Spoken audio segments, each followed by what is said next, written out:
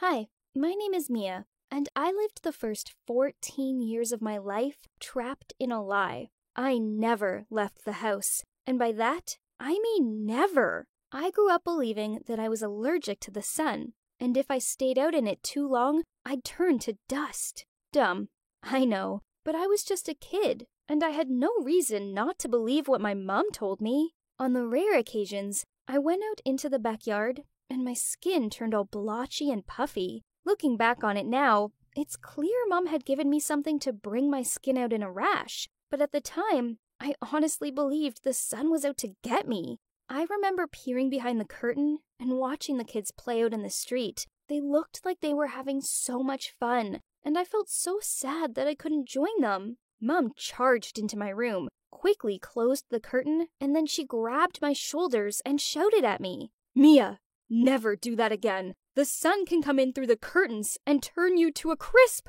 Is that what you want?" I remember sobbing as I shook my head. I never did peer out at the other kids again after that. I could still hear them playing, so I would close my eyes and imagine that I was out there with them, playing chase and learning how to ride a bike. I so wanted that to be my reality. The problem was I didn't have that life. Instead, I was stuck inside with no friends. I'd never even touched the grass before. Mom homeschooled me. She took this really seriously and got really mad when I didn't understand something. One time, I gave the wrong answer to a math equation, so she screamed at me, "You're such an idiot! I've had enough of you!" Then she locked me in my room without dinner. Crazy, huh? But back then, I was so scared that from then, I didn't dare to ask her anything. It's always just Mom and me, and no one else in my house. She said my dad had died when I was a baby. Again, I had no reason not to believe her. I never had a phone to talk to anyone, and who did I have to talk to? Still, I remember being fascinated by this strange object she often pressed to her ear. Whenever she was on the phone, I believed she was talking to herself.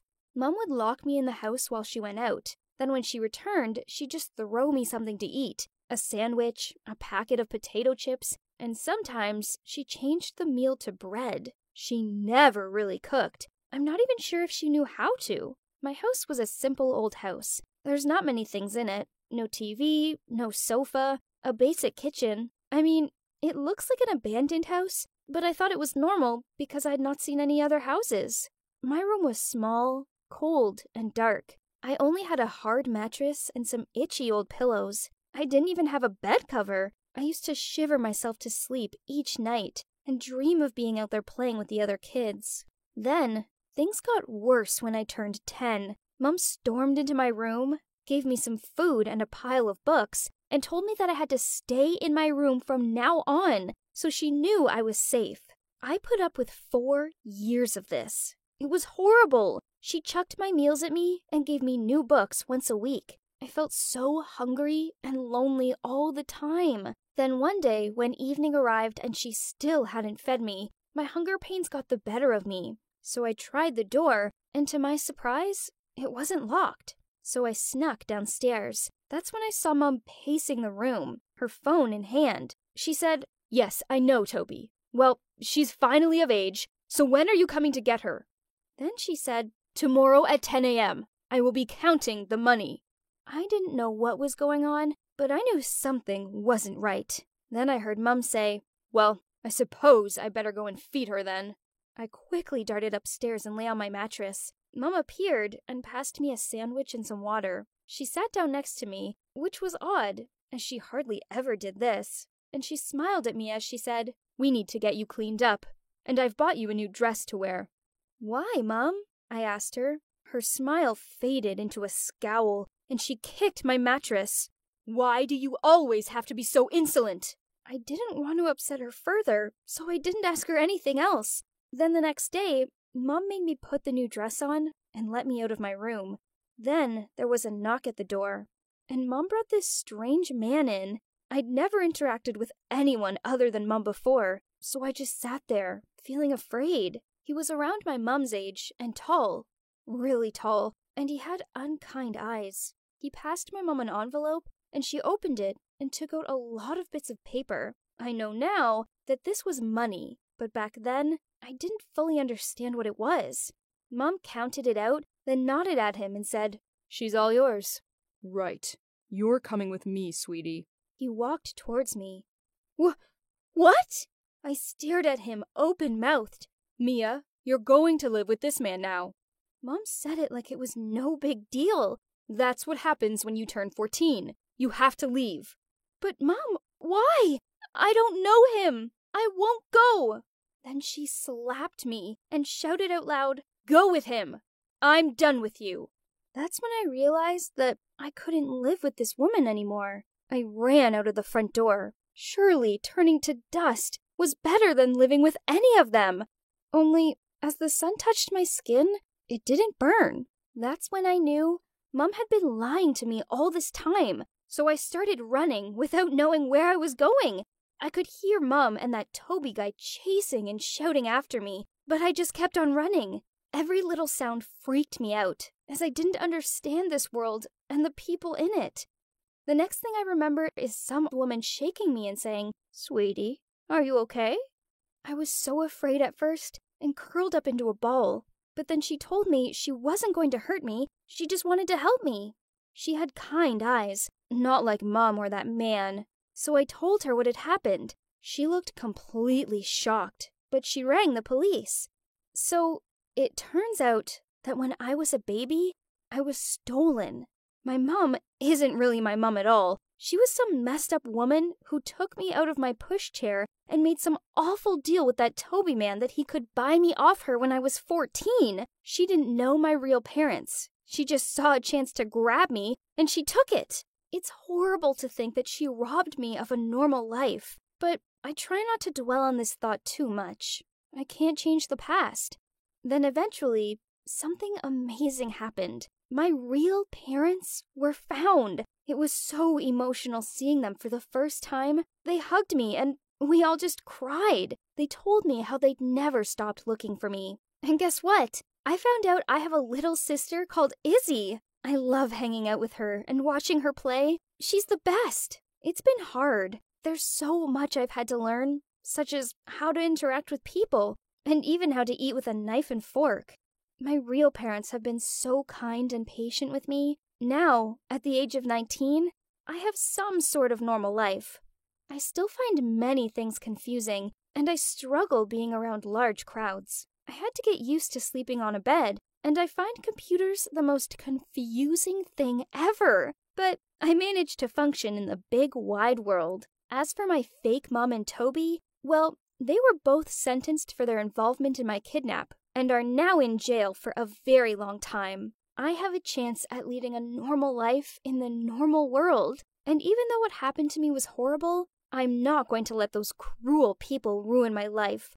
I finally have a loving family, and I know that with their care and support, I can get through anything. Salut, je m'appelle Clara et je suis tellement contente de commencer le lycée. Ouais, j'ai compris. La plupart des jeunes de mon âge pensent la même chose. Mais pour eux, il n'est question que de bals de fin d'année, de couvre-feu plus tardif, d'avoir leur propre voiture et d'avoir un petit ami ou une petite amie mignonne. D'accord, ces choses ont l'air bien aussi. Mais ce qui m'excite le plus, c'est de rejoindre un club cool. Un club de musique pour être exact. Vous voyez, depuis que je suis petite, j'ai ce rêve de faire partie de ce super club, comme dans Glee.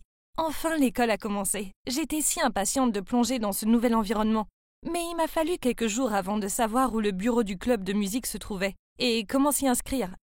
Pour être honnête, personne ne semblait le savoir. Ou peut-être que c'est parce que je n'ai demandé qu'aux étudiants de première année, qui étaient tout aussi perdus que moi. Quoi qu'il en soit, après avoir beaucoup arpenté les couloirs, j'ai trouvé une salle où il était écrit « Club de musique » sur la porte. En fait, c'était écrit « Club de MZIC », car il manquait le « U ». Mais ça devait être ça, non? Je ne pouvais pas contenir mon excitation. J'ai pris une grande inspiration et j'ai poussé la porte. « Bonjour tout le monde, Qu'est-ce que c'est que ça? J'ai jeté un coup d'œil rapide dans la salle, et il n'y avait pas grand-chose à voir de toute façon. Il y avait une guitare rouillée dans le coin, une batterie poussiéreuse et quelques vieilles chaises branlantes. 3 filles étaient assises séparément. L'une d'entre elles m'a salué timidement alors que je suis allée m'asseoir à côté d'elle. Elle m'a dit « Salut, je suis Charlotte. Je joue de la guitare et parfois de la basse. J'adore les ballades, tu sais. » Puis cette fille qui se peignait les ongles l'a interrompue. « Les ballades sont les pires. » Elle a roulé des yeux. « Mais heureusement pour vous les filles, je chante de super chansons pop. » Charlotte s'est tournée vers moi et m'a chuchoté « C'est Mia, je ne suis pas sûre qu'elle sache vraiment chanter. » La seule autre fille de la pièce avait des écouteurs et dansait bizarrement. Charlotte m'a dit qu'elle s'appelait Juliette et qu'elle savait plus ou moins jouer de la batterie. J'ai regardé la salle des inadaptés une fois de plus et je ne vais pas mentir, j'étais vraiment déçue. C'est pas ce que j'avais imaginé. Je me suis dit que c'était pas grave et que d'autres étudiants pourraient s'inscrire plus tard dans le trimestre. Je veux dire, c'était pas le club le plus facile à trouver, donc ça pourrait leur prendre du temps, c'est tout. De plus, c'était ma chance de revendiquer le leadership ici. Donc, sans perdre de temps, je les ai rassemblés pour une petite discussion. Puis j'ai commencé par me présenter. « Salut les filles, je suis Clara. J'ai commencé à jouer de l'orgue depuis 8 ans. J'ai essayé d'apprendre à composer des chansons aussi. » Il n'y a pas eu beaucoup de réactions à part les applaudissements timides de Charlotte. J'ai alors continué. « Donc, nous devrions avoir un chef d'équipe, n'est-ce pas les filles? Votons. Chacun aura 1 minute pour dire pourquoi il devrait être le chef. » Charlotte a hoché la tête. Mia a roulé des yeux et a dit « n'importe quoi ». Et Juliette, bon, elle avait toujours ses écouteurs. Donc, j'ai pris la tête. Ok, je vais commencer alors. Je pense qu'en tant que présidente de ce club, je vais... Mia a coupé mes mots. Bien, c'est toi, peu importe. Qui d'autre vote pour Claire? Main en l'air. J'ai commencé à dire mon nom est Cla... Mia a levé sa main puis l'a secouée pour que ses ongles sèchent. Juliette a levé sa main, même si je pense qu'elle ne savait pas vraiment pourquoi elle votait. Et Charlotte a levé la sienne tout en ajoutant timidement « Je pense que tu seras une grande leader, Clara. Je suis trop timide de toute façon, donc tu as tout mon soutien. » Bon, ok, c'était facile. Donc je suis présidente de club maintenant. Ça fera bon effet sur mon portfolio. Maintenant, je vais sortir ce club de l'oubli. Nous allons le ressusciter. Je vais avoir mon propre groupe au lycée. J'étais vraiment contente. Dès que je suis rentrée à la maison, j'ai parcouru ma liste de chansons et j'en ai choisi les meilleures. Puis j'ai envoyé un message aux filles pour qu'elles apportent leurs instruments demain. Mais ensuite, à la répétition, tous mes rêves se sont effondrés. Charlotte avait raison, la voix de Mia était terrible. Mais elle ne pouvait pas jouer d'un instrument, donc j'ai dû la laisser prendre le devant de la scène, ce qu'elle a adoré, car elle aimait clairement être sous les projecteurs. Mais alors, Juliette a croisé les bras et a refusé de jouer. Elle ne peut pas rester là, elle me couvre entièrement. La batterie est l'âme de la chanson, je devrais être au centre.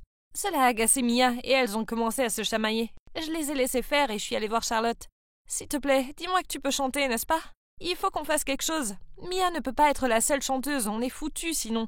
Charlotte avait l'air stupéfaite. Elle secouait continuellement la tête. Non, je peux pas faire ça. C'est déjà un si grand défi pour moi de jouer en public, je peux pas chanter. J'ai essayé de la convaincre qu'elle pouvait chanter en chœur avec moi et que ça irait. Finalement, elle a accepté, mais seulement si elle pouvait porter un masque sur scène. Quoi? D'accord, j'ai crié. D'accord, les filles. Charlotte, c'est bon. Tu peux mettre un masque pendant le spectacle jusqu'à ce que tu te sentiras à l'aise. Et vous deux, pas besoin de vous battre. Je suis sûre que la scène est assez grande pour que vous soyez toutes les deux sous les projecteurs. C'est juste une séance de répétition. Personne n'est là pour vous voir. Supportez-le juste un peu et quand on sera sur scène, on réglera ça. Elles se sont toutes adoucies un peu. Heureusement. Bon sang, c'était épuisant. Donc, au cours des semaines suivantes, nous nous sommes mis au travail. Et mon Dieu, quel choc de personnalité! J'avais l'impression d'être la colle qui nous maintenait tout ensemble, et c'était tellement épuisant. Mia voulait s'entraîner le matin, mais Juliette voulait se rencontrer l'après-midi, alors j'ai suggéré de s'entraîner la matinée un jour, puis l'après-midi le jour suivant. Pouah! Ensuite, il y a eu le choix de la chanson. Mia et Charlotte étaient enthousiastes pour une chanson de Taylor Swift. Mais Juliette a essayé de la mettre en valeur et l'a rendue affreuse. J'ai fait un compromis en la laissant faire un solo de batterie au milieu de la chanson. C'est un travail difficile, mais ce qui est étrange, c'est que je commençais à les aimer toutes.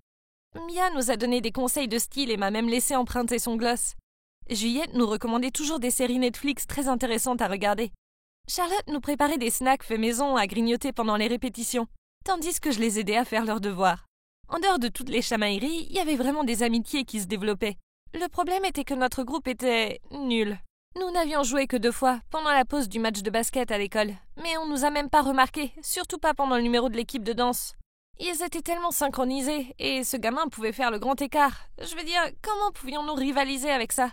Et enfin, le bal est arrivé. C'était notre grand moment. Nous sommes beaucoup préparés et entraînés pour ça. Nous avons même choisi des robes de bal ensemble, en pensant à la gloire que nous aurions sur scène dans ces magnifiques robes. Avant notre numéro, il y avait les équipes de danse. Donc, nous n'avons pas pu installer nos instruments à l'avance, car ils ont dit qu'ils seraient dans le chemin. Donc, dès qu'ils ont terminé, nous avons dû nous précipiter sur scène avec nos instruments. Croyez-moi, ce n'est pas aussi facile que ça en a l'air. Surtout quand nous toutes, enfin, à part Juliette, étions en longue robe bouffante. En parlant de Juliette, elle a choisi de porter cette cape au lieu d'une robe. et elle n'arrêtait pas de s'en mêler et de perturber son rythme. Charlotte a été distraite par les lumières et a raté toutes les notes. Et moi, alors que je jouais, mon support de clavier s'est soudainement effondré. Je suppose que c'était à cause de la précipitation. Il n'a pas été correctement installé plus tôt. J'ai dû improviser et m'asseoir immédiatement pour continuer à jouer. Et puis Mia était trop impliquée et a chanté faux tout en dansant. Ce qui l'a rendue essoufflée. C'était un vrai désastre. Sérieusement, c'était tellement mauvais que la foule perplexe a donné un mélange de rire et de regards stupéfaits. Pouah, ce n'était pas comme ça que j'avais prévu que ça se passe. Après ça, nous avons marché en silence jusqu'à la salle de musique pour déposer nos instruments. Puis Juliette a dit « Je t'avais dit que les robes de bal étaient une mauvaise idée. Non seulement tu avais l'air horrible, mais tu avais l'air stupide aussi. » Mia était furieuse et a répondu « Dis la fille à la cape stupide.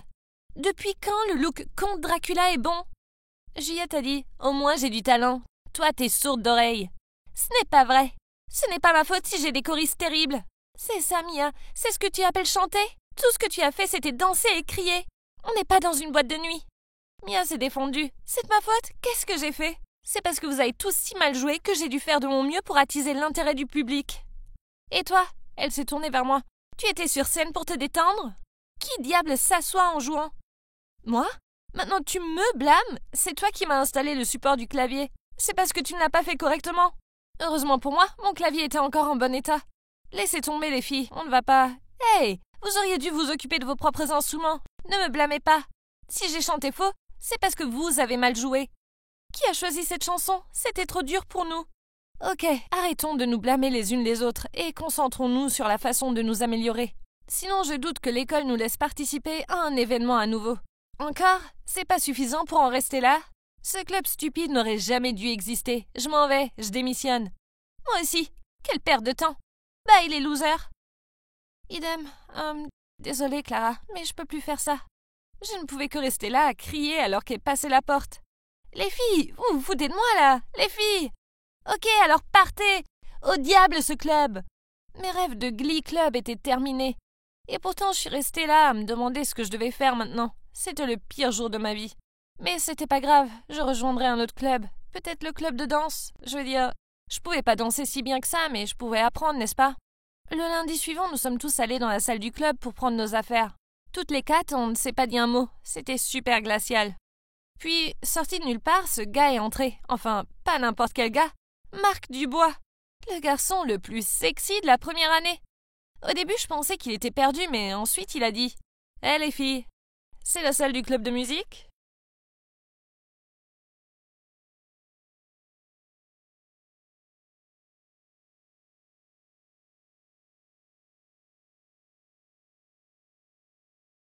Salut, c'est Clara. Alors, mes rêves de faire partie d'un groupe scolaire extraordinaire, eh bien, ils ne se réalisaient pas si bien. Après une performance catastrophique au bal de fin d'année, on a tous décidé de prendre des chemins différents. Du moins, jusqu'à ce que Marc, le garçon le plus sexy de la première année, entre dans la pièce. Il était là, souriant dans l'embrasure de la porte, et tenant sa guitare électrique. Alors Juliette l'a regardé fixement et a dit « Qu'est-ce que tu veux ?» Il a répondu « je sais qu'il n'y a pas de recrutement de membres en ce moment, mais j'aimerais rejoindre le groupe si vous... » J'étais sur le point de lui dire qu'il n'y avait plus de groupe, mais Mia a parlé la première. « Oui, bien sûr !» Puis elle s'est précipitée sur lui et l'a traîné à travers la pièce. Charlotte a eu l'air perplexe et a dit « Mais on n'était pas déjà dissous ?» Alors Juliette a dit « Charlotte, t'as du mal nous comprendre. Nous avons dit que nous voulions développer notre marque, pas nous dissoudre. » C'est pour de vrai? Waouh, c'est incroyable ce qu'un mec mignon peut faire. Donc j'ai juste hoché la tête, puis j'ai dit ok alors, je suppose bienvenue dans le groupe? Ok, réfléchissez-y. Ce type n'est peut-être pas doué pour la musique. Mais ça n'a pas d'importance, car grâce à lui, il y a toujours un groupe. Et les filles viendraient sûrement nous voir maintenant, même si on était nuls. Je veux dire, c'est Marc Dubois. Pour la Saint-Valentin, il a reçu au moins 40 cartes. Elles sont toutes tombées de son casier, c'était incroyable. Donc, nous avons commencé à répéter. Et waouh, il s'est avéré que Marc avait une voix extraordinaire et qu'il pouvait jouer de la guitare électrique comme un pro. Mia s'est même portée volontaire pour se retirer et être choriste. Qu'est-ce qui se passe? Et Charlotte était heureuse de ne plus avoir à chanter et de se concentrer sur la basse.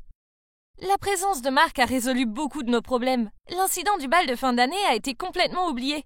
Mia et Juliette ne se battaient plus pour être sous les projecteurs. Mais il y avait une chose. Je savais qu'elles avaient toutes les deux le béguin pour Marc. Je veux dire, c'était tellement évident. Mia s'est habillée pour chaque répétition. Je veux dire, elle fait toujours un effort sur son apparence, mais des robes à paillettes un jour d'école normale, c'était tellement exagéré. Ensuite, il y avait Juliette. Chaque fois que Marc était là, elle était si polie avec tout le monde et nous complimentait surtout. Je savais qu'elle était discrètement en compétition l'une avec l'autre, comme une fois où les baguettes de Juliette ont disparu. Et pendant qu'elle les cherchait, Mia est allée vers Marc et a touché son bras, et lui a demandé s'il avait fait de la musculation. Une autre fois, le rouge à lèvres de Mia a été remplacé par un rouge à lèvres noir, qu'elle avait appliqué avant les répétitions. Horrifiée, elle s'est précipitée dans la salle de bain pour le nettoyer. Et Juliette est allée voir Marc pour lui demander de lui apprendre à jouer de la guitare, pendant que nous attendions Mia. Le groupe était certes mouvementé, mais je devais admettre que je m'amusais. Nous avons même choisi un nom, Rouge Septembre. Ce nom a été choisi parce que 3 d'entre nous ont leur anniversaire en septembre, et que la couleur préférée de Mia et Marc était le rouge. Mais Mia a insisté pour utiliser le mot français, pour être plus en vogue. Ouais, ça nous a pris des heures pour trouver ce nom. Mais je l'aime beaucoup. Nous avons vraiment commencé à nous améliorer, et nous nous sommes beaucoup amusés en le faisant. Puis Marc a suggéré que nous jouions What Makes You Beautiful de One Direction au prochain concert de l'école. J'adore cette chanson, alors j'ai immédiatement accepté. Même Juliette a accepté, malgré que je sais qu'elle déteste les One Direction. Donc nous avons répété comme des fous, et tout le monde est arrivé à l'heure et a travaillé très dur. Ouais, la concurrence discrète de Mia et Juliette a continué. Mais peu importe, au moins nous étions tous là à répéter. Le soir de la performance est arrivé, et j'avais un mélange de joie et de peur. Marc m'a aidé à installer mon support de clavier, et j'ai remarqué qu'il n'arrêtait pas de me regarder bizarrement. Avant que j'aie pu lui demander ce qui se passait, c'était le moment de jouer. Nous étions tellement formidables et tout le monde nous acclamait. Puis la chanson s'est terminée et Marc a commencé à parler dans le micro. Merci les gars, vous étiez géniaux. Mais il y a quelque chose que je veux dire. Puis il m'a regardé. Clara, je veux juste faire savoir au monde entier que tu es la plus belle, et que j'ai vraiment apprécié d'apprendre à te connaître ces derniers mois, et que j'adorerais que tu sois ma petite amie. Qu'est-ce que c'était? A-t-il perdu la tête? Depuis quand a-t-il des sentiments pour moi? La foule est devenue complètement folle, criant et applaudissant, tandis que je restais figée sur place. Je pouvais voir que le feu sortait par les yeux de Juliette et Mia. Marc a essayé de marcher vers moi et de dire quelque chose, mais le micro ne fonctionnait pas. Juliette venait de le débrancher, et Mia a foncé vers moi en criant « Espèce de traître! Marc est à moi !» Marc a sauté devant moi pour me protéger d'elle. Puis Charlotte a soudainement fondu en larmes comme une hystérique. On s'est tous regardés et on a tout de suite compris. Oh mince, elle devait aussi avoir le béguin pour Marc. L'instant d'après, un professeur est entré sur scène et nous a fait partir. C'est à ce moment-là que j'ai remarqué que toute la foule nous regardait bouche bée et riait. C'était tellement humiliant. Pire encore, nous sommes sortis de scène et le directeur de l'école a dit « Alors, vous pensez que c'était drôle, n'est-ce pas? Voyons si vous riez encore en retenue. » Puis il nous a tous enfermés dans une salle de classe en disant que nous ne pouvions partir que lorsque nous aurions compris ce que nous avions fait de mal et tout résolu. Il n'y avait aucune chance que je veuille parler à l'un d'entre eux de ce fiasco. À cause d'eux, j'avais l'air d'une idiote. Et maintenant, j'avais une retenue alors que je n'avais rien fait. On est resté environ 5 minutes en silence glacial, jusqu'à ce que Marc commence timidement. Ok, on ne peut pas rester assis ici en silence pendant tout ce temps. Écoutez, j'aime bien Clara et le concert était une bonne occasion pour moi d'avouer mes sentiments. C'est tout. Était-il sérieux en ce moment? C'était la dernière chose qu'il avait besoin de dire maintenant? Juliette a soudainement repris du poil de la bête et s'est tournée vers moi en hurlant. « Tu as séduit Marc alors que tu savais qu'il me plaisait. » Marc a essayé d'intervenir. « Les filles, c'est pas comme ça que ça marche. » Mia aussi s'en est prise à moi. « Tu ne mérites pas d'être notre chef. Tu es tellement sournoise. » Puis il y a eu Charlotte qui a encore éclaté en sanglots. Juliette a essayé de la réconforter pendant que Mia disait « Une autre victime de la beauté, hein ?» Charlotte a bégayé à travers ses larmes. « Pourquoi tu as tout? Tu as le leader, tu as le garçon mignon, tu as toute l'attention. » Juliette a roulé les yeux. « Ouais, t'es la plus nulle des leaders. Tellement nulle que mon chien pourrait faire mieux. » Ça y est, j'en avais assez de ces gens égoïstes. Je ne pouvais plus me retenir et je leur ai crié dessus. « Ah ouais? Vous pensez qu'être un leader est facile? Je suppose que vous n'avez jamais pris le temps de réfléchir à tout ce que j'ai fait pour vous. Je vous ai trouvé une plateforme pour le tambour, un masque flippant, un micro stupide en strass. Vous l'avez demandé? Je l'ai livré. Tout ça parce que j'aime ce groupe. Je veux avoir un vrai groupe, un club de musique qui marche. Je veux laisser un héritage ici à cette école, pour rendre nos années de lycée significatives. Mais tout ce que je reçois, c'est de la haine. Et des amis égoïstes que je ne sais même pas si je peux encore appeler des amis. Je ne savais pas que Marc m'aimait. En fait, j'en avais aucune idée. Je suppose que j'étais trop occupée à essayer de garder ce club ensemble pour le remarquer. Mais plus maintenant, j'en ai assez. J'étais à bout de souffle après ça et quand j'ai fini, je les ai tous vus me regarder avec stupéfaction. Retenue ou pas, j'ai pris mes affaires et j'étais sur le point de partir quand Mia a dit timidement « Désolée, je suppose que c'est vrai. Je n'ai pas vraiment réfléchi. » Juliette a ajouté « Ouais, t'aurais dû nous le dire plus tôt, je suis désolée. Je savais pas que ça comptait autant pour toi. » Charlotte a essuyé ses larmes. « Ouais, et s'il te plaît, ne dis pas ça, Clara. Bien sûr, on est toujours des amis. S'il te plaît, pardonne-nous. » Marc était sur le point de dire quelque chose aussi, mais Mia a rapidement couvert sa bouche. « Pas maintenant, petit. C'est notre affaire. » Maintenant, Clara, qu'est-ce que t'en dis? Pourrais-tu, s'il te plaît, nous reprendre comme tes adorables amis et membres de groupe? Puis elles se sont rassemblées toutes les trois et m'ont regardé avec des yeux de chiot, essayant de me faire sourire. J'ai essayé de garder mon sérieux, mais finalement, j'ai éclaté de rire et les ai toutes serrées dans mes bras. Puis Charlotte a pleuré à nouveau, ce qui nous a toutes fait pleurer aussi, même Juliette. Marc était assis là et nous regardait bizarrement. Quand Mia l'a remarqué, elle l'a pointé du doigt et a dit « Ce garçon est celui qui nous a séparés. Je ne comprends pas pourquoi on s'est tant pâmé pour lui. » Si seulement « I knew you were in trouble when you walked in. » Oh mon Dieu, est-ce que tu viens de citer Tyler Swift? Tu sais que c'est Tyler Swift. Charlotte a rigolé.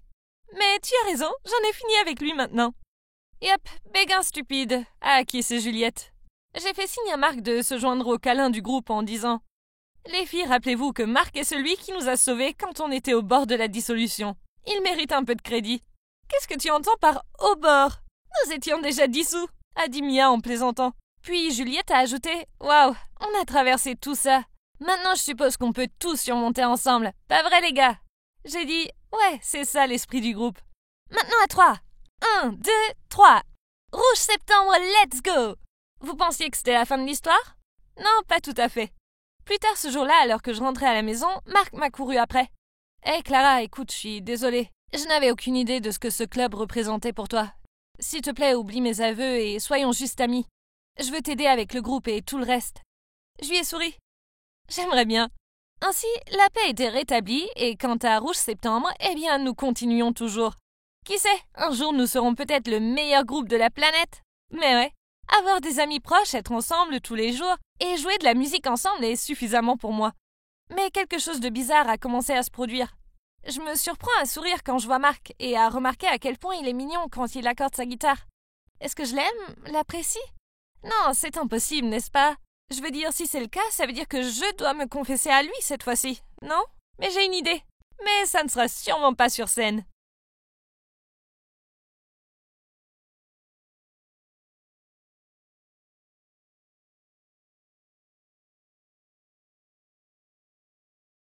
Vraiment? Tu es de Corée? C'est pas vrai, tu parles comme une native. Richard a sursauté quand je lui ai dit que je venais de Corée du Sud. Oui, je suis 100% coréenne, lui ai-je répondu en gloussant. Ah, j'avais passé des heures tous les jours à pratiquer mon français. Je suppose que ça a payé, mais c'était il y a 6 ans déjà. Au fait, je m'appelle Jenny et je suis coréenne. À l'époque, j'avais 21 ans et je me suis inscrite à un club francophone en ligne où j'ai rencontré Richard, dont je n'aurais jamais pensé tomber amoureuse. Mais c'est exactement ce qui s'est passé. Depuis ce tout premier cours, nous avons commencé à nous parler tous les jours, et les étincelles entre nous étaient indéniables. Il me disait toujours qu'il aimerait que je sois en République tchèque avec lui, et je me surprenais à rêver de notre futur mariage. Ok, bon, je m'avançais un peu, mais il était tellement génial. Après 1 mois de conversation ininterrompue, j'ai réalisé que j'allais probablement échouer à l'université si je commençais pas à me fixer des priorités. Mais je ne pensais qu'à lui, et quand je ne discutais pas, je le suivais sur les réseaux sociaux. Et chaque fois que je le voyais taguer avec une autre fille, j'étais jalouse. Cela ne pouvait pas être sain. Je veux dire, je l'avais même pas rencontré dans la vraie vie. Mais nous avons quand même continué à nous aimer, et il m'a même présenté ses 2 meilleures amies, Anastasia et Pavel, par appel vidéo. Mais je n'avais pas autant de succès que dans ma vie amoureuse, car j'échouais lamentablement à l'université. J'avais toujours été celle qui se moquait de mes amies en mal d'amour. Et maintenant, je n'étais pas meilleure qu'elle. Ce n'était pas bien. Quelque chose devait changer. Alors même si ça me tuait intérieurement de faire ça, une nuit, avant de m'asseoir à mon bureau pour travailler sur mon devoir, j'ai pris mon téléphone, j'ai bloqué mon WhatsApp, désactivé mon Facebook, et tout ça sans le prévenir. Ouais, je l'ai carrément ghosté. C'était une décision si difficile à prendre car cette nuit-là, au lieu de faire quoi que ce soit pour mon devoir, je me suis retrouvée allongée dans mon lit avec un oreiller trempé de larmes. Ça faisait tellement mal, mais je devais penser à mon avenir. Mes parents me tueraient si je ne trouvais pas un bon travail. Je ne pouvais pas les laisser tomber. Bref, Pavel m'a envoyé un message quelques jours plus tard pour me dire que Richard était devenu complètement fou et qu'il ne l'avait jamais vu aussi bouleversé. Il ne mangeait presque rien et buvait toute la journée. Il ressemblait à un zombie maintenant.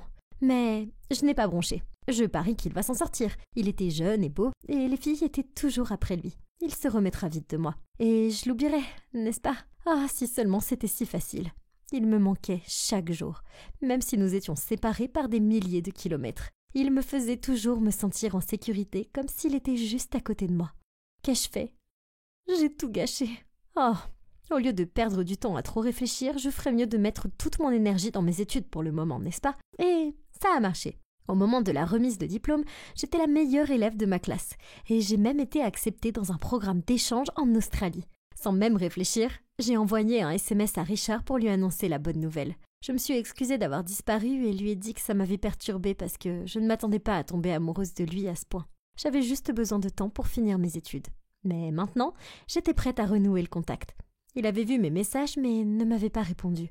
J'ai eu l'impression que quelqu'un m'avait frappé en plein cœur. Quelques minutes plus tard, il m'a enfin répondu et m'a dit « Désolée Jenny, je te contacterai bientôt.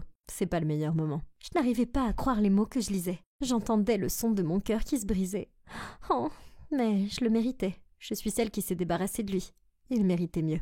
Mais je le traquais quand même tous les jours sur Internet. J'ai réalisé que la seule façon pour résoudre ce problème était de prendre l'avion pour la République tchèque et de le retrouver. Mais d'abord, j'avais mon programme d'échange en Australie. J'ai acheté un nouveau téléphone et obtenu un nouveau numéro pour le voyage afin de laisser mon ancien téléphone en Corée pour mon oncle qui se plaignait toujours de son téléphone obsolète. Ces 3 mois en Australie ont été géniaux et m'ont permis de me changer les idées pour un temps. J'étais prête à prendre un nouveau départ à mon retour de voyage, jusqu'à ce que mon oncle me dise que quelqu'un m'avait envoyé un message sur mon ancien téléphone. Mais il ne connaissait pas le français, il ne savait pas si c'était pour moi ou non. J'ai immédiatement vérifié et il y avait un message de Richard qui disait « Jenny, je suis tellement désolée pour mon dernier message. Tu me manques tellement. Ton sourire, tes yeux, ta voix.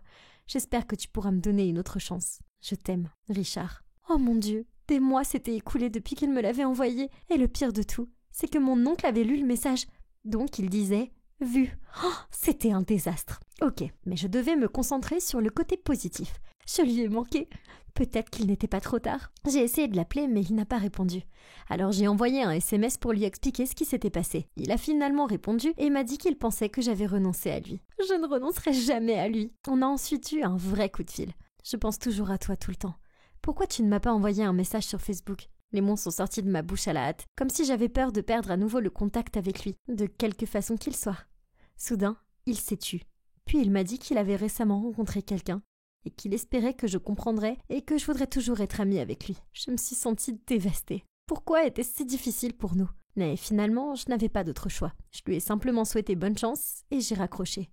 Tout ce que je pouvais faire maintenant était de passer à autre chose. Il était temps de trouver quelqu'un d'autre à fréquenter. Il est clair que Richard et moi n'étions pas faits pour être ensemble.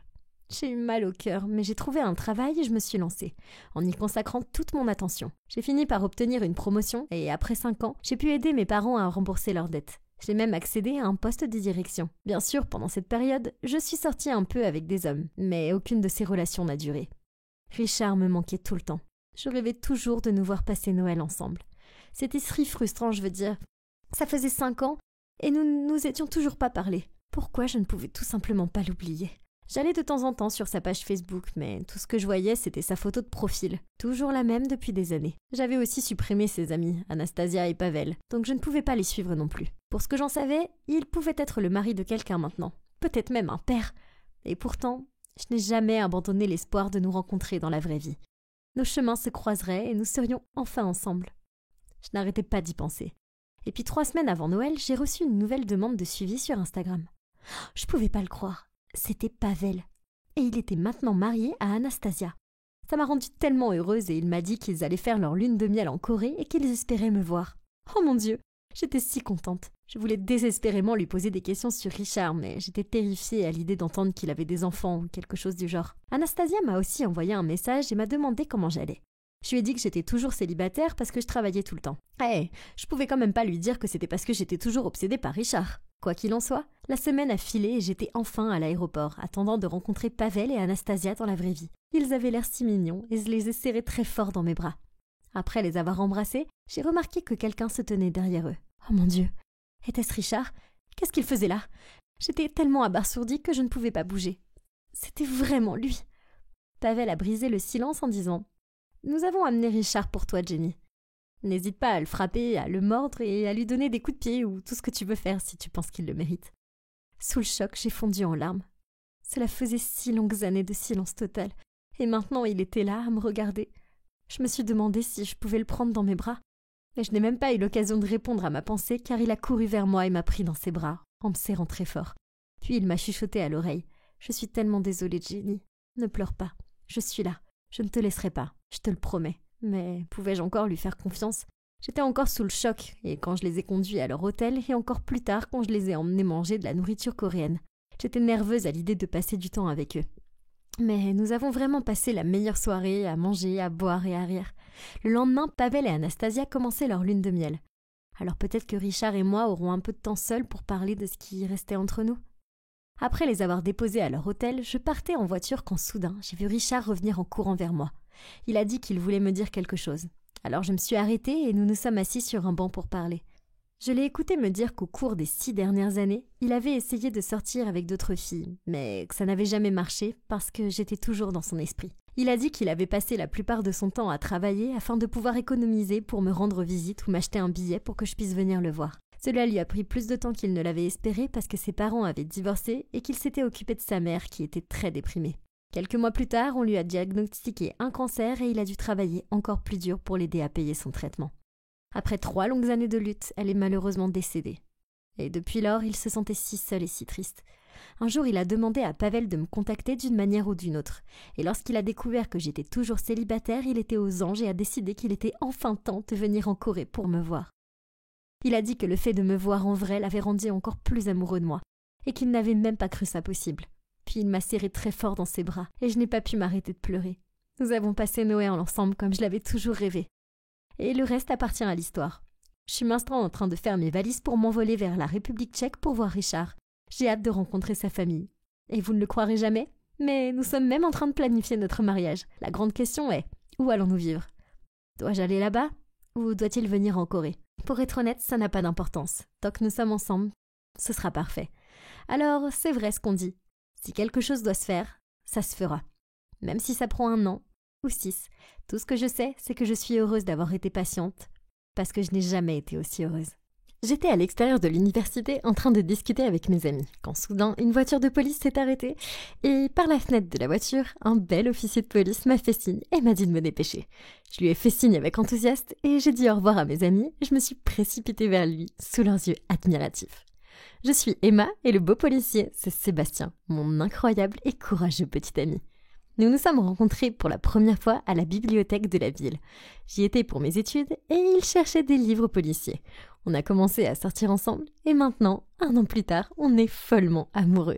Il y a tellement de choses que j'aime dans le fait de sortir avec un flic, comme le fait de le voir dans son uniforme. Ça me rend toujours fière. Et je vais pas mentir, il a des abdos d'acier grâce à toutes ses séances d'entraînement. Et ça, j'adore. De plus, il y a des habitudes étranges et adorables. Par exemple, lorsque nous allons au restaurant ou au théâtre, il commence toujours par scanner les lieux pour vérifier s'ils sont sûrs. Mais même si c'est agréable d'être avec lui, il y a quelques points négatifs, comme ses horaires de travail imprévisibles, le jour, la nuit, les week-ends, tout ce que vous voulez, il le fait. Et quand on arrive enfin à planifier quelque chose, il reçoit parfois un appel d'urgence et doit me laisser tomber. C'était nul, surtout quand il s'agissait du mariage de ma sœur. Mais sans aucun doute, la chose la plus ennuyeuse de toutes est sa popularité auprès des autres filles. Elles sont comme des papillons de nuit autour de lui.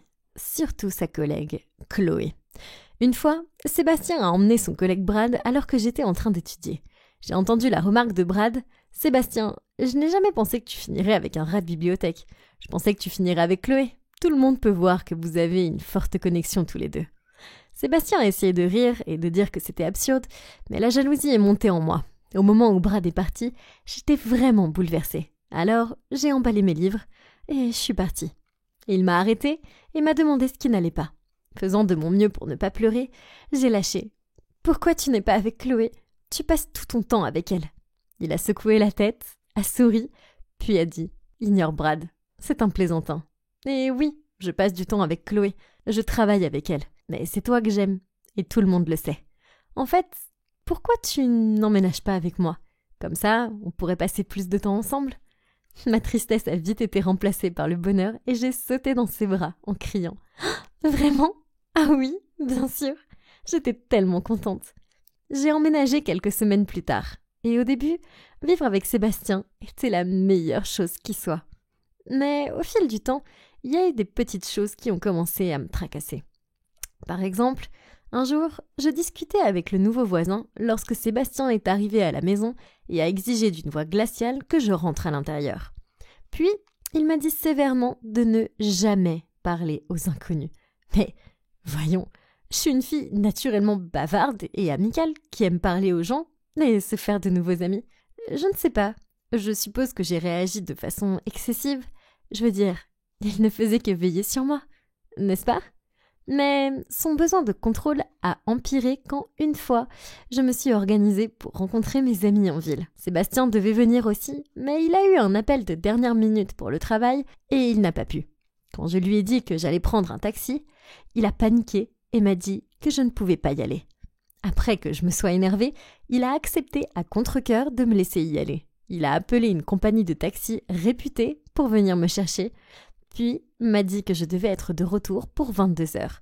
Mais après quelques verres, j'ai perdu toute notion du temps. Je m'amusais trop. Je dansais avec mon ami lorsque Sébastien est entré en trombe, m'a attrapé le bras et m'a tiré hors de là. Tout le monde nous regardait. Ce qui n'a pas aidé car il portait son uniforme de policier. J'ai même entendu un homme crier « C'est toujours ceux qui ont l'air innocents, n'est-ce pas ?» C'était si embarrassant. À la maison, je suis restée assise à faire la tête pendant qu'il me prenait un verre d'eau. Quand il a essayé de me le passer, je me suis levée d'un bond et je lui ai crié « Tu es ridicule. Et grâce à toi, tout le monde dans le bar pense que je suis une sorte de criminelle. Je n'ai pas besoin d'avoir un couvre-feu. » « Ce n'est pas comme ça, » a-t-il soupiré. Mais j'étais tellement énervée que je l'ai bousculé et j'ai claqué la porte de la chambre derrière moi. Je me suis endormie en pleurant. Je détestais me disputer avec lui. Je lui ai réservé un traitement silencieux pendant toute la journée du lendemain. Mais le soir, il est arrivé à la maison avec un paquet cadeau et s'est excusé de m'avoir rendue triste. C'était si gentil. Je l'ai serré dans mes bras et lui ai dit « Moi aussi, je suis désolée. » Puis, j'ai ouvert le paquet. C'était une très belle montre. J'ai remarqué qu'elle avait un bouton supplémentaire, mais je n'y ai pas prêté attention. Je l'ai regardée admirablement pendant qu'il la fixait à mon poignet. Comme mon petit ami était très attentionné, j'ai décidé de lui acheter quelque chose aussi. Le lendemain, après les cours, je suis allée au centre commercial. Soudain, Sébastien m'a appelée et m'a demandé où j'étais. Je voulais que le cadeau soit une surprise. Alors, je lui ai dit que j'étais à la maison. De travers, il a dit « Emma, ne me mens pas, je sais que tu es au centre commercial de High Bill. Rentre à la maison tout de suite. » Hein ? Comment il savait ça ? J'ai abandonné l'idée de trouver un cadeau et je suis rentrée à la maison. Quand il est revenu, je lui ai demandé comment il savait où j'étais et je l'ai vu jeter un bref coup d'œil à ma montre. Puis, il a admis qu'il l'avait équipée d'un GPS, mais que c'était seulement pour pouvoir me protéger. Quoi ? Je n'étais plus un enfant. Comment pouvait-il l'utiliser pour me suivre ? Nous avons eu une grosse dispute et je lui ai dit qu'il contrôlait tout et qu'il était fou et qu'il devait arrêter de me traiter comme une petite fille. Puis, je me suis enfermée dans ma chambre. Le lendemain, quand je me suis réveillée, Sébastien était parti au travail. J'étais tellement énervée que j'ai décidé d'aller faire un jogging pour me vider la tête. Évidemment, j'ai laissé la montre à la maison, ainsi que mon téléphone. À mon retour, j'étais sur le point de me diriger vers la douche lorsque j'ai entendu mon téléphone sonner. C'était Sébastien. Puis, j'ai remarqué que j'avais 50 appels manqués et une tonne de messages de sa part. Quoi ? Ça, c'était pas normal. Je n'étais partie qu'1 heure tout au plus. Quoi qu'il en soit, j'ai porté la montre, puis soudain, la porte s'est ouverte avec fracas et Sébastien est entré en trombe et il m'a crié dessus. « Tu vas bien ? T'étais où ? Pourquoi tu n'as pas répondu à mes appels ?» Ça craignait, parce que je l'aime, mais je savais que je ne pouvais plus vivre comme ça. Alors, je lui ai dit que j'avais besoin de liberté et je me suis dirigée vers la porte. Il avait l'air furieux. Il m'a attrapé la main, m'a tiré dans la chambre du haut et m'a enfermée à l'intérieur. J'ai tapé sur la porte, je l'ai supplié de me laisser sortir. « Emma, crois-moi, c'est pour ton bien. Tu n'es pas en sécurité dehors. » Puis, J'ai entendu ses pas s'éloigner et j'ai su qu'il était parti. Je me suis mise en boule et j'ai pleuré jusqu'à m'endormir. Quand je me suis réveillée, il commençait à faire sombre dehors. J'ai cherché quelque chose dans la chambre pour m'aider et j'ai trouvé une échelle de corde. C'est l'avantage de vivre avec un flic préparé. Je l'ai utilisée pour sortir par la fenêtre, mais dès que j'ai atteint le sol, 2 hommes sont apparus. Puis le monde est soudainement devenu noir. Quand j'ai ouvert les yeux, j'ai réalisé que j'étais dans une pièce sombre et humide et que j'avais été attachée. Les 2 hommes étaient assis près de la porte et parlaient entre eux. J'ai commencé à paniquer. J'avais vu assez de films pour savoir que c'était grave. L'un des hommes m'a regardé et j'ai rapidement fermé les yeux. Mais c'était trop tard. Il avait vu que j'étais réveillée. Alors, il s'est approché et a dit « Ah, bon retour parmi nous, mon cœur !» Paniqué, j'ai demandé « Qui êtes-vous ? Pourquoi moi ?» Il a ricané. « Ah oui, si seulement ton petit ami était là, on pourrait lui demander. » Puis il a décroché son téléphone et quelques secondes plus tard, j'ai entendu la voix de Sébastien sur l'autre ligne. « Bonjour, vous vous souvenez de moi ? Il semble que nous ayons quelque chose qui vous appartient. » J'ai entendu la peur dans la voix de Sébastien. « Laissez-la partir. La mort de votre femme, ce n'était pas sa faute. C'est ta faute si elle est morte. Maintenant, c'est ton tour de perdre la femme que tu aimes. Alors viens ici seul, si tu veux encore voir son visage, et ne pense même pas à appeler des renforts. » Il a raccroché le téléphone, puis m'a dévisagé avant de donner un coup de pied dans le tonneau vide à côté de moi. J'ai fait un bond en arrière, et il a ri. C'était terrifiant. Peu de temps après, ils ont traîné un homme battu dans la pièce. « Sébastien ! Oh non !» Sébastien a réussi à me regarder, à forcer un sourire et à bredouiller. « Ma fleur, ne t'inquiète pas, je suis là maintenant. » La bande a ri, puis il s'est arrêté devant Sébastien et a dit « Je pense que toi et moi, on a besoin d'une petite discussion. Appelons ça affaire d'homme. » Je sais que je devais trouver un moyen de l'aider. Mais quoi ? C'est alors que j'ai baissé les yeux sur ma montre. Elle avait déjà le GPS. Alors peut-être que le bouton supplémentaire faisait quelque chose ? J'ai lutté pour appuyer dessus, ce qui n'était pas facile avec des mains attachées. Croyez-moi, mais j'ai fini par y arriver. À ce moment-là, Sébastien était inconscient et j'ai commencé à sangloter. Je ne voulais pas le perdre, pas comme ça. L'homme a installé quelque chose à côté de lui. Oh non, c'était une bombe. Il a ricané.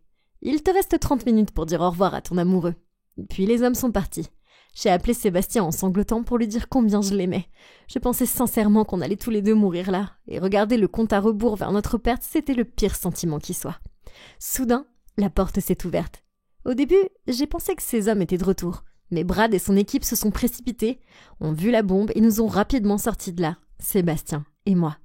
J'ai été poussée au sol juste avant qu'il y ait un gros boum, et la maison a explosé.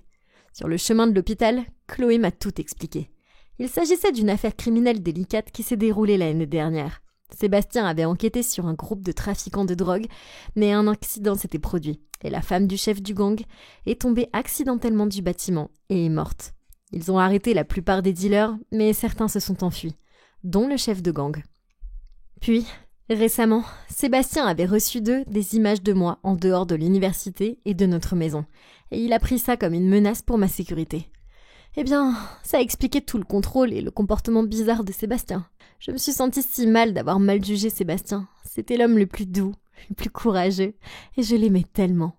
Je suis restée à ses côtés pendant qu'il se rétablissait à l'hôpital. Et un jour, il a finalement ouvert les yeux, m'a regardé et a murmuré « Voilà ma petite fleur ». Je l'ai serré dans mes bras. Doucement, bien sûr. C'était un tel soulagement de savoir qu'il allait s'en sortir. Le gang est toujours en liberté, quelque part, mais j'espère qu'ils vont bientôt les attraper. Je m'inquiète un peu, mais ça ne fait rien, car je sais que Sébastien est là pour me protéger. Après tout, c'est mon héros d'action dans la vie réelle, et je sais qu'avec lui à mes côtés, on peut tout surmonter. Je m'occupais de mes affaires quand j'ai remarqué que tout le monde me regardait bizarrement. Qu'est-ce qui ne va pas ? Je me suis tournée et j'ai vu Cynthia et ses acolytes bloquer mon casier. Oh, génial. La voilà, la fille qui aime les vieux. Ah, c'est parce que t'as pas de vrai père. Alors tu t'es trouvé un sugar daddy à la place. Oh, mon Dieu. De quoi parle-t-elle ? Tout le monde était bouche bée devant moi et ses amis ont éclaté de rire. Paniquée, je me suis retournée et j'ai couru vers les toilettes. Ces filles sont si vilaines. Comment ont-elles pu prendre une situation aussi simple et la tortiller ? Je me suis enfermée dans une cabine et n'ai pas osé en sortir. Un coup à la porte m'a fait sursauter, mais j'ai ensuite entendu une voix familière. Nicole, c'est moi, Olivia. Tu vas bien? J'ai ouvert la porte et j'ai vu mon amie debout qui me regardait avec inquiétude. Elle m'a serrée dans ses bras puis m'a emmenée dans le couloir où Madame Barnes m'attendait. La rumeur l'avait atteinte et elle voulait m'en parler. Chérie, je veux t'aider mais tu dois tout me dire. Je n'avais rien à cacher alors, tout de suite, je lui ai tout dit sur Sean, qui est mon professeur de karaté. Nous sommes devenus amis car nous partageons l'amour des guitares, des mouvements de karaté mortels et des groupes de punk rock old school. Quand j'ai terminé, elle a dit « Pour être honnête, je trouve un peu bizarre qu'un homme de son âge choisisse de passer autant de temps avec une jeune fille. Je pense qu'il vaut mieux que j'ai une petite discussion avec ce Sean.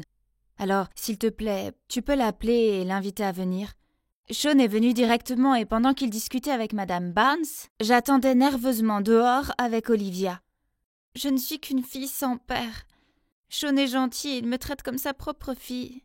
Ce que Cynthia a dit est cruel et faux. Ne t'inquiète pas, personne ne croit Cynthia, ils savent tous comment elle est. Quelques instants plus tard, Sean est sorti du bureau. Il s'est gratté la tête en me disant de dire au revoir à Madame Barnes et à Olivia, car il allait me conduire chez moi. Dans la voiture, j'ai demandé « Qu'as-tu dit à Madame Barnes pour qu'elle accepte de me laisser partir avec toi ?» J'ai dit que l'enfant aurait à peu près ton âge. Hein? Qu'est-ce qu'il voulait dire par là? Puis il a continué. Nicole, j'ai un enfant perdu depuis longtemps. J'ai désespérément voulu le voir et faire partie de sa vie, mais ça n'a pas marché. Puis je t'ai rencontré et je me suis retrouvée à m'attacher à toi comme si tu étais mon propre enfant. En entendant cela, j'ai tout de suite demandé « Sean, aimerais-tu être mon père ?» Il m'a jeté un regard étonné, alors j'ai continué avec enthousiasme. Je veux dire, t'es célibataire, non? Ma mère aussi. Pourquoi ne pas vous rencontrer et avoir un rendez-vous? Juste essayer, s'il te plaît. Waouh! Si Sean était mon père, ma vie serait fantastique. J'ai eu un large sourire en le voyant déconcerté. Dans ma tête, j'ai instantanément pensé à planifier leur premier rendez-vous. Oui, c'était la chose la plus excitante qui soit. Mais ma bonne humeur s'est vite évaporée. Car sur le pas de la porte, maman m'attendait les bras croisés et l'air sévère. Ce n'était certainement pas le moment de les présenter. Alors j'ai rapidement remercié Sean et me suis précipitée à l'intérieur. « Qui est cet homme ?» Elle m'a demandé. « J'ai reçu un appel de Madame Barnes, donc je t'attendais. »« Qui est cet étranger ?»« C'est mon professeur de karaté. Il est juste... » Puis maman m'a interrompue. « Pourquoi exactement un homme du double de ton âge choisit-il de passer du temps avec une adolescente ? » « Ne t'inquiète pas, maman. Quand tu le rencontreras, tu verras que c'est un type formidable. » Le lendemain, je leur ai organisé un déjeuner dans un café pittoresque de la ville. Mais dès que maman est entrée et l'a vue, elle est devenue pâle comme un fantôme. Sean était aussi surpris, il a bégayé. « Louise ?» Ma mère s'est éclaircie la gorge. « Sean ?» C'était déroutant. Je les regardais l'un après l'autre comme si je regardais un match de tennis intense.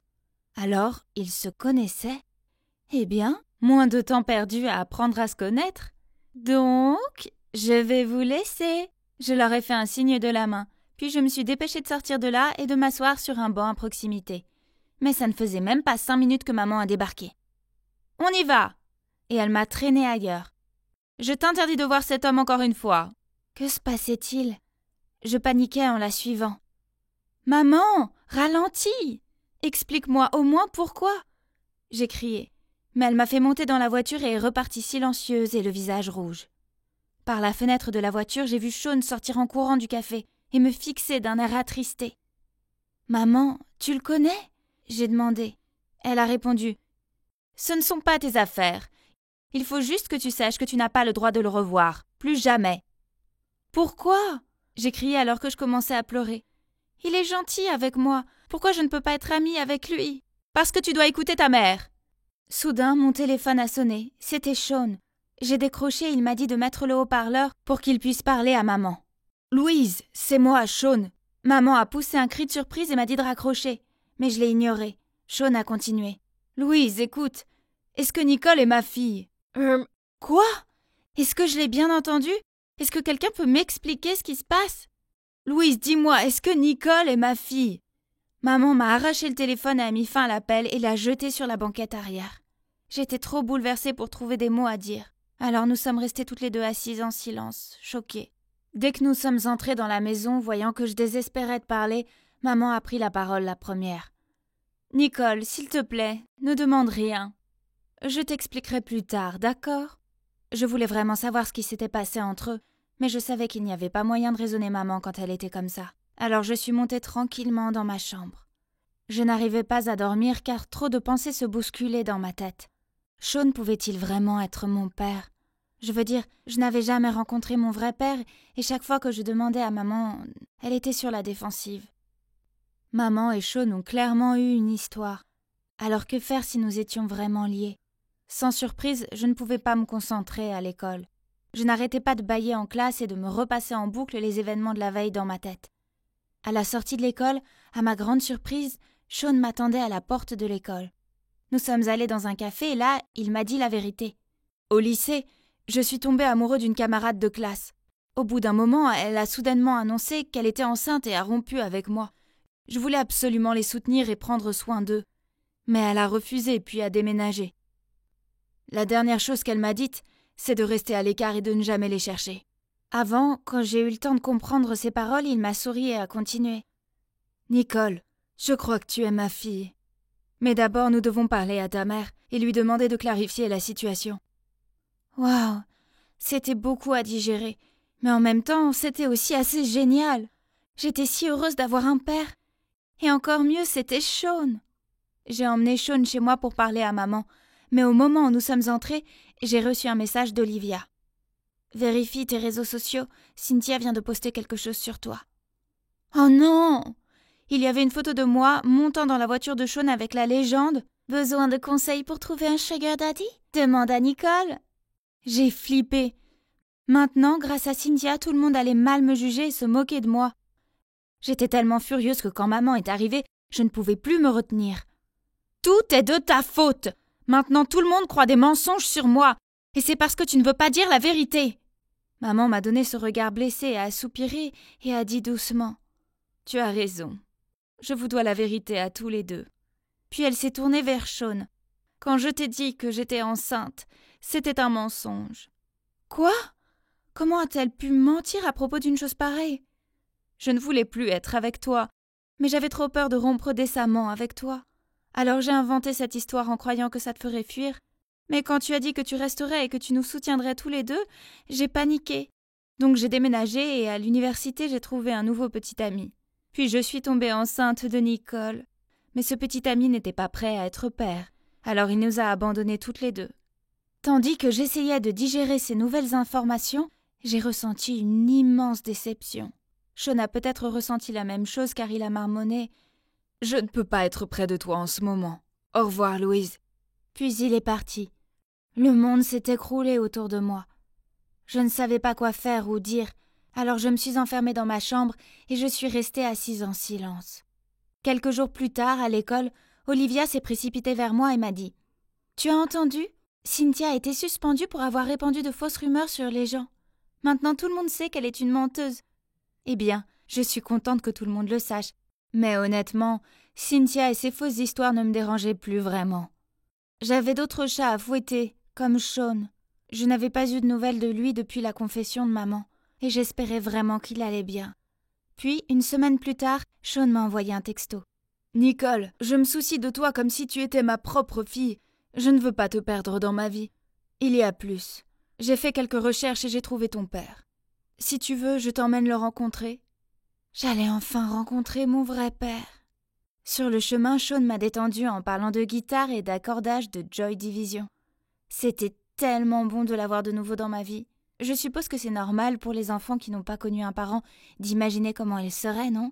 Eh bien, quand je me suis retrouvée face à face avec mon vrai père, la réalité ne correspondait pas à mes attentes. Je lui ai montré une photo de maman et moi, et il a nié l'avoir jamais connue et m'a claqué la porte au nez. Aïe. Sean s'est assuré que j'allais bien et m'a ramenée. Dès que je suis arrivée à la maison, je me suis jetée sur le canapé et j'ai pleuré dans le coussin. Il a dû informer maman de ce qui s'était passé car elle s'est précipitée vers moi. « Chérie, je suis tellement désolée. C'est de ma faute parce que je suis une lâche qui n'a jamais su faire face à ses propres problèmes. Mais les choses seront différentes à partir de maintenant, je te le promets. » Puis Sean s'est agenouillé à côté de moi. « Nicole, je pensais ce que j'ai dit avant, je te considère comme une fille et si ta mère est d'accord, j'aimerais être ton père. » Maman a hoché la tête et a dit « Oui, si c'est ce que Nicole veut. » J'ai bondi et je les ai embrassés tous les deux. À ce moment-là, j'ai réalisé que je me fichais que mon père biologique ne veuille pas me connaître. Je n'avais pas besoin de lui, puisque j'avais déjà maman et Sean. Aujourd'hui, ma mère a appris à être courageuse et à affronter ses problèmes au lieu de les fuir. Elle prend soin de moi maintenant avec Sean. Et même s'ils ne sont pas de nouveau ensemble, ils sont de grands amis. Et vous savez quoi ? Je n'ai jamais été aussi heureuse. Oh, ça fait plus d'1 an. Et cet endroit est toujours le même. Je me suis dit. Soudain, j'ai remarqué un homme qui marchait devant moi. Il me semblait si familier. Est-ce que ça pourrait être lui ? Alex ! Je me suis précipitée vers lui et j'ai attrapé son bras. Il va certainement m'entendre cette fois. Mais quand il s'est retourné, oups, j'ai réalisé que ce n'était pas Alex, mais un inconnu. Martin Anderson. J'étais tellement gênée que je n'ai même pas pu le regarder dans les yeux. Désolée, ai-je murmuré en courant vers l'ascenseur. Ça doit être le destin. On se rencontre à nouveau. J'étais à l'extérieur du bâtiment quand j'ai entendu une voix. Je me suis retournée et il était là, le type que j'avais rencontré ce matin. « Bonjour, je m'appelle Martine », a-t-il dit et il m'a tendu la main. Avant que je puisse réagir, j'ai entendu quelqu'un m'appeler. C'était Tom, mon meilleur ami qui vient du Vietnam. J'avais un rendez-vous à midi avec lui, mais j'avais presque oublié. « Oh, je suis Lindsay, c'est super de vous voir. » Puis j'ai rapidement dit au revoir à Martine et je me suis précipitée vers Tom. « Lindsay, comment se passe ton nouveau travail? Et qui était ce type là-bas ?» Je me suis sentie si triste quand il m'a demandé ça. Je le connais pas vraiment. C'est juste qu'il ressemble tellement à quelqu'un de mon passé. Tom a roulé les yeux. Quelqu'un de ton passé? Oh, allons. Ne dis pas que c'est ton pathétique petit ami qui t'a abandonné au Vietnam. Eh bien, qu'est-ce que je pouvais dire? Malgré ce que Alex m'a fait, je n'arrivais toujours pas à le faire sortir de ma tête après tout ce temps. Tom l'a clairement senti en disant « Honnêtement, Lindsay, tu dois l'oublier. C'était un vrai connard. » Soudain, tous les souvenirs de notre relation ont refait surface. Il y a 1 an, Alex et moi étions partis ensemble à l'aventure au Vietnam. Nous l'avons planifié depuis longtemps. Et ça devait être un long voyage, puisque nous voulions explorer le pays autant que possible. Au début, tout se passait comme prévu. Et puis, un matin, une dispute stupide nous a conduit à une grosse bagarre, qui a mis Alex tellement en colère qu'il s'est levé et est parti. Je pensais qu'il avait juste besoin de se calmer et qu'il reviendrait. Alors j'ai continué le voyage toute seule en attendant. Mais les jours sont passés rapidement, et il n'y avait aucun signe de lui. Et depuis lors, je n'ai pas vu ou entendu parler de lui. C'est comme s'il s'était volatilisé. Quoi qu'il en soit, j'ai dû payer tout le voyage moi-même, y compris les choses qui étaient réservées pour 2 personnes. Alors je me suis vite retrouvée à court d'argent, et ce qui restait sur mon compte en banque ne pouvait même pas me permettre d'acheter un billet de retour. Alors j'ai demandé à ma mère si je pouvais lui en emprunter. Et c'est là qu'elle m'a dit ce qui s'était passé. Ma famille avait de gros problèmes à cause d'un scandale alimentaire dans leur restaurant. L'affaire était vraiment grave et ils avaient mis la clé sous la porte. Ma mère m'a donc dit de rester au Vietnam pour un certain temps, jusqu'à ce que les choses se soient calmées. C'est ainsi que je me suis retrouvée coincée au Vietnam pendant 1 année entière. Et le reste est de l'histoire. Je me suis tournée vers Tom et j'ai souri. Il avait été si bon avec moi. Tom, merci de m'avoir aidé à trouver un travail. Tu m'as sauvé la vie. Tom a souri et a dit « Non, je devrais te remercier. En fait, c'est la raison pour laquelle je suis ici aux États-Unis pour remplir mon master. Et tu sais quoi? Je veux toujours être celui qui est à tes côtés. Toujours. » Bon sang, c'était un peu embarrassant. Je ne savais pas quoi répondre, alors j'ai forcé un sourire poli. Oui, je pouvais voir qu'il avait des sentiments pour moi, mais je le considérais que comme mon meilleur ami. Et en plus, en ce moment, j'avais déjà du pain sur la planche. Donc, me voilà maintenant, dans l'entreprise qui appartenait à ma famille, pour aider mes parents à résoudre ce scandale avec leur restaurant. Je sais que les allégations sont fausses et je suis déterminée à les aider à résoudre ce problème pour qu'ils puissent récupérer leur affaire. En attendant, je dois travailler sous les ordres du nouveau PDG, Monsieur Garcia. Bien, bonjour, précieuse princesse de la famille Stewart. Oh, Monsieur Garcia, ça fait longtemps que je n'ai pas vu ses yeux vifs. Quel honneur pour nous d'avoir la fille de l'ancien PDG comme employée. Ah, j'ai oublié de le mentionner, mais devinez quoi? Il se trouve que cet homme impoli est l'oncle d'Alex. Alors oui, c'était amusant. Et il y a quelque chose que je n'arrive pas à me sortir de la tête. La disparition d'Alex s'est produite exactement au même moment où l'entreprise de ma famille s'est effondrée. Coïncidence ou... J'irai au fond des choses. Depuis lors, j'ai fait beaucoup d'efforts dans mon travail, en espérant trouver des indices. Mais M. Garcia n'a jamais failli à me causer des ennuis sans fin. Heureusement, Martine était à mes côtés. Oui, c'est vrai, ce type que j'avais rencontré par hasard lors de mon premier jour de travail. Il m'a tellement soutenue. Il m'a même apporté le dîner quand je faisais des heures supplémentaires.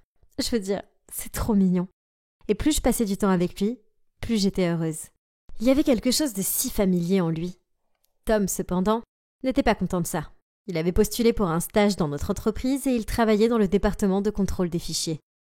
Tom était si grossier avec Martine chaque fois qu'ils se croisaient. Et ça me faisait si mal à l'aise. Une fois, Martine m'a proposé de me raccompagner chez moi. Et Tom m'a forcé à aller avec lui à la place en disant que c'était plus sûr. Il était si immature. Mais je n'avais pas de temps à consacrer à cela, car il y avait des choses plus importantes en jeu. Un jour, j'ai découvert qu'il y avait un indice qui pouvait me conduire à la vérité. Un document top secret qui était conservé dans le département de contrôle des fichiers. Il contenait toutes les activités commerciales d'avant la faillite de ma famille, ainsi que les détails sur la façon dont M. Garcia a repris l'entreprise. J'avais besoin d'accéder à ce document. Cependant, il y avait un problème. Les seules personnes qui pouvaient accéder à l'ordinateur où ce document était stocké étaient les membres de la famille d'Alex. Gros problème, n'est-ce pas? Bref, un soir, Tom et moi étions au restaurant et il agissait vraiment bizarrement. Soudain, il a dit « Lindsay, tu devrais rester loin de Martine. Il y a quelque chose de louche chez lui. » Ça m'a énervé. « Tom, je comprends pas. C'est quoi ton problème avec lui? »« S'il te plaît, écoute-moi d'abord. » Puis, il m'a dit ce qu'il avait vu. Une nuit, il est retourné au bureau parce qu'il avait oublié son téléphone et a vu Martine essayer d'accéder à des documents top secrets. « Demande d'accès, avait dit Martin. « Veuillez fournir le code d'accès, avait répondu le serveur. « Alexis Joseph Garcia, a-t-il dit avec confiance. Et le scanner d'iris a commencé à fonctionner. « Bienvenue, monsieur Garcia. Accès accordé. » Tom avait observé tout cela derrière la porte tranquillement. Et en seulement quelques clics, Martine avait réussi à accéder à tous les fichiers top secrets sans problème. Puis, il était parti rapidement par la porte de derrière. Je pouvais pas le croire. Si seule la famille Garcia avait accès à ces fichiers, comment Martine avait-il fait ça? Et comment connaissait-il le nom complet d'Alex? Bon, je devais payer plus attention à ce type. Au moins, il y avait eu le dossier de toute façon. Ça me suffisait. Je devais l'obtenir de lui. Quelques jours plus tard, j'ai prétendu que mon ordinateur portable était en panne, et j'ai demandé si je pouvais emprunter le sien pour envoyer quelques emails. J'ai rapidement vérifié ces fichiers, mais je n'ai rien trouvé. Où pouvait-il les garder? Puis un jour, je l'ai vu glisser une clé USB dans son sac. Eh bien, ça c'était louche.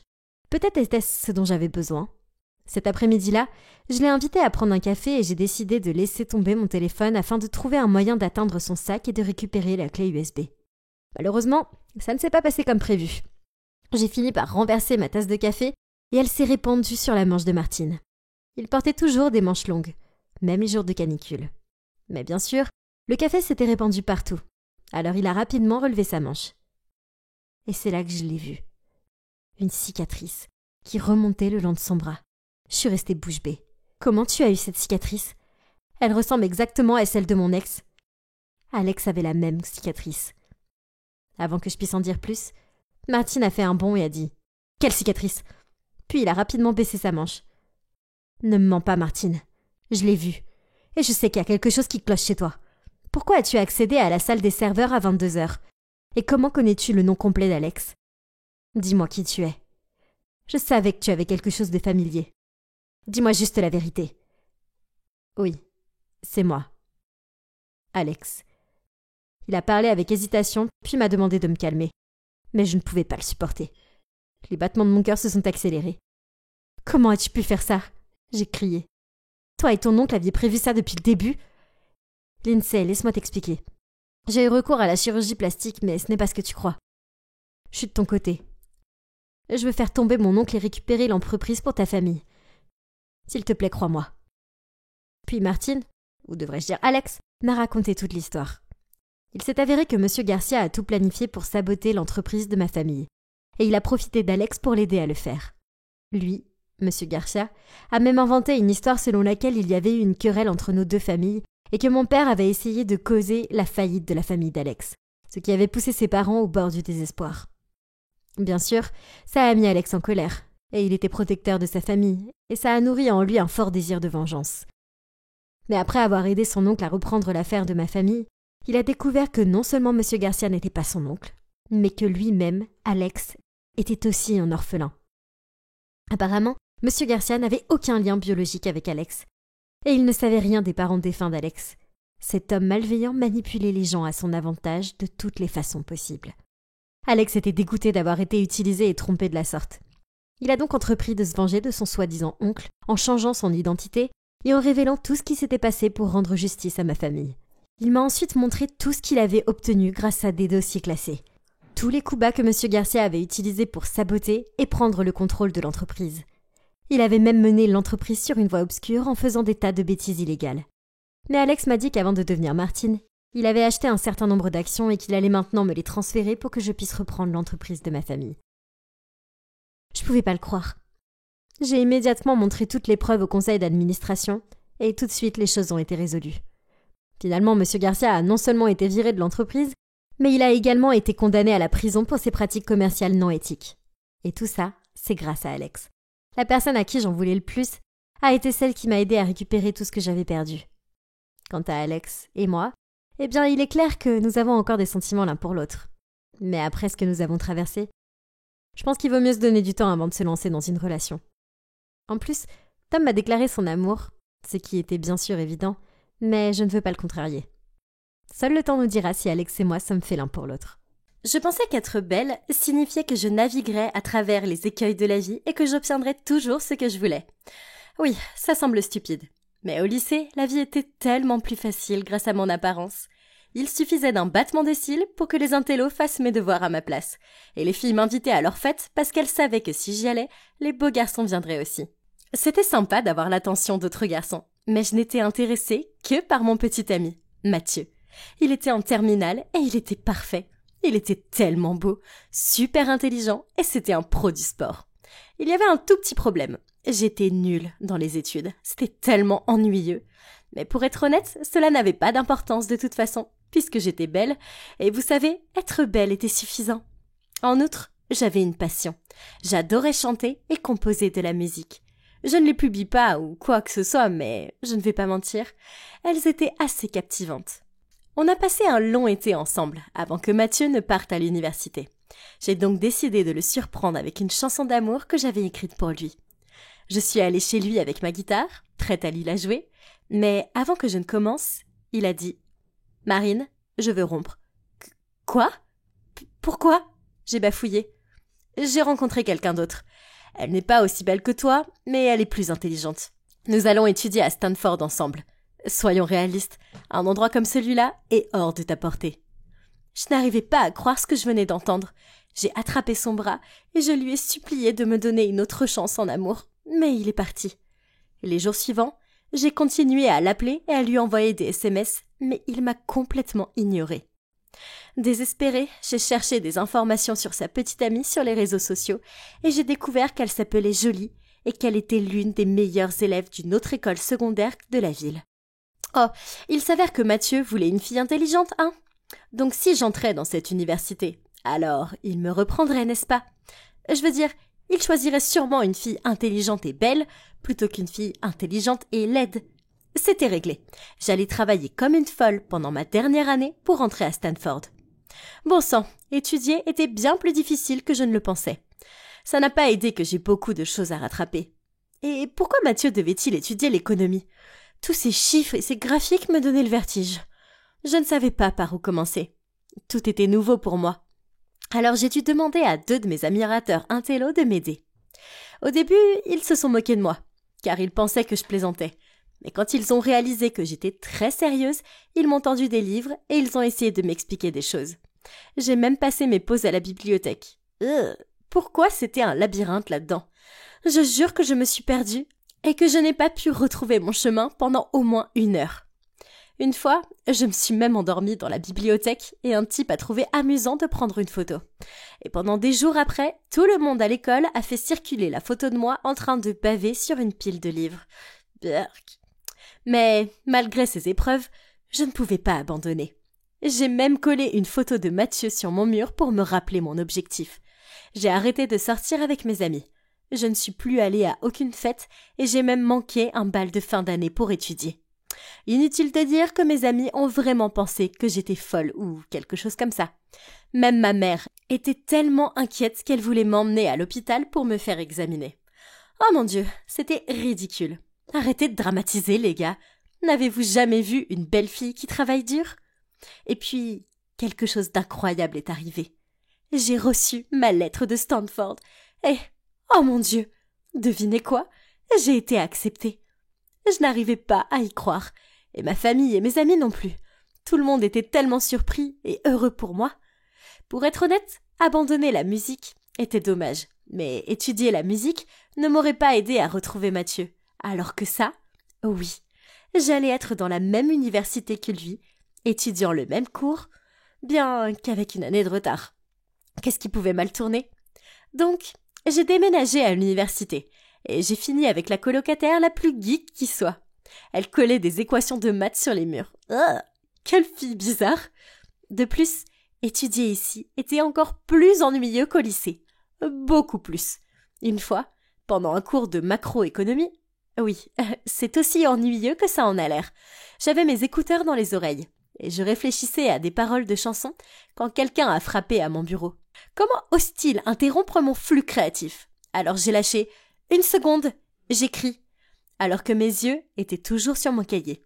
J'ai alors levé les yeux pour voir le professeur Bentley qui se tenait là. Il a pris mon cahier, a vu mes paroles, puis il a dit « Sortez tout de suite et ne revenez jamais !» De toute façon, j'en avais marre de ce cours qui m'endormait. Sérieusement, regarder de la peinture séchée aurait été plus amusant.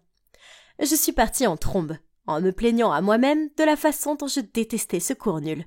Puis, quand j'ai tourné au coin de la rue et que j'ai vu Mathieu tenant la main de son affreuse petite amie. Pourquoi maintenant? Mathieu m'a regardé comme s'il avait vu un fantôme. Puis il a demandé « Marine, que fais-tu ici ?» J'ai forcé un sourire, mais avant que je puisse dire quoi que ce soit, sa petite amie a pris la parole. « Oh, tu es Marine, l'infâme harceleuse de mon petit ami. Laisse-moi deviner, le professeur Bentley t'a viré. Normal, il est allergique aux filles sans cervelle. » Puis, elle a traîné Mathieu à l'écart. Comment osait-elle se moquer de moi? J'étais bien trop belle pour que des gens comme elle me parlent comme ça. J'allais lui montrer que j'allais bientôt regagner mon homme. Je suis retournée dans ma chambre et j'ai listé quelques idées. Je pourrais lui acheter un cadeau? Non, trop évident. Ou je pourrais le taguer sur des photos de nous deux? Non, trop désespéré. Je sais, je devrais m'en tenir à ce que je sais faire. Dans mon cas, c'est la musique. D'ailleurs, à quel point ce serait romantique de lui chanter une chanson d'amour. Il ne pourrait pas résister. Quelques jours plus tard, j'ai sorti ma guitare dans la cour. Une foule a commencé à se rassembler autour de moi. Alors j'ai dit « J'ai écrit cette chanson pour mon ex, Mathieu. Je voulais juste te dire que je t'aime tellement. Veux-tu redevenir mon petit ami ?» Tout le monde autour de moi a applaudi.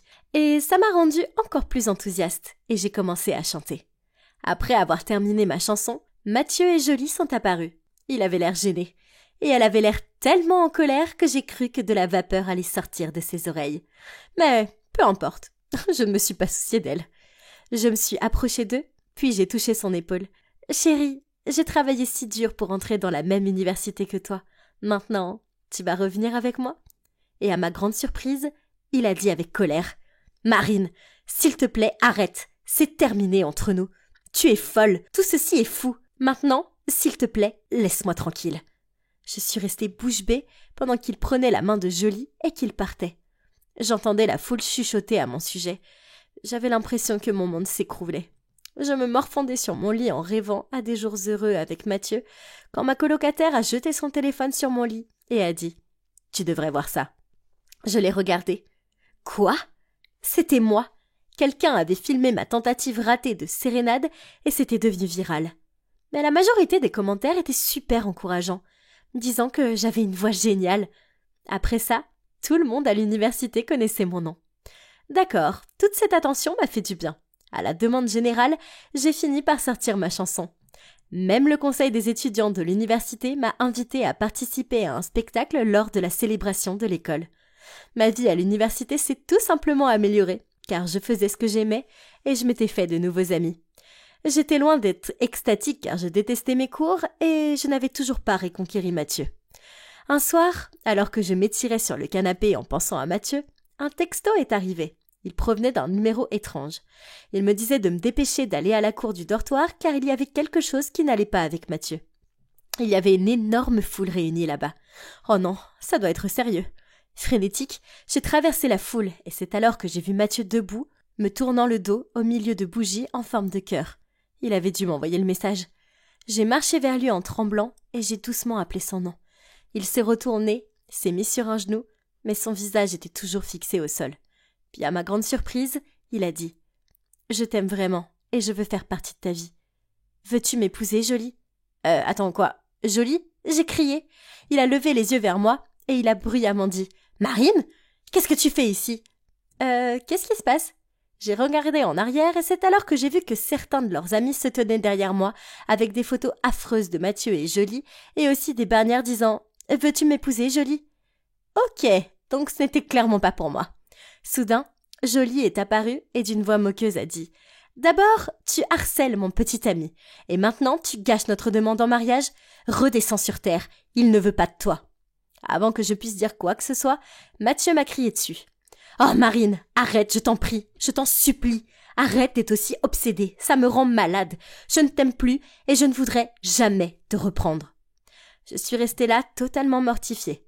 J'ai entendu la foule se moquer de moi et prendre des photos. Je me suis rapidement enfuie en courant, les larmes aux yeux. Avec colère, j'ai rappelé le numéro de téléphone qui m'avait envoyé le message, mais il était bloqué. Ça devait être une blague de mauvais goût. Une semaine plus tard, mon téléphone a sonné. Quoi ? C'était de Mathieu. J'ai rapidement ouvert le message. « Salut Marine. Écoute, j'ai découvert que Jolie t'a envoyé ce message pour te rencontrer dans la cour. Mon amie lui a glissé un mot à propos de la demande en mariage, alors elle a fait cette farce pour t'embarrasser. Ton comportement l'a rendue très peu sûre d'elle. Et bien que ce soit mal, c'est toi qui l'as entraînée. S'il te plaît, passe à autre chose et trouve le bonheur, car tu n'es pas comme ça. Tes actions t'ont rendue laide et tu t'es perdue. » J'ai fondu en larmes parce que je savais qu'il avait raison.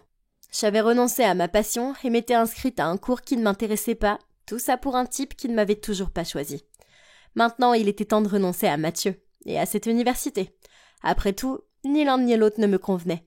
Je suis peut-être belle, mais le physique ne suffit pas à acheter l'amour. Il y a tellement plus que ça.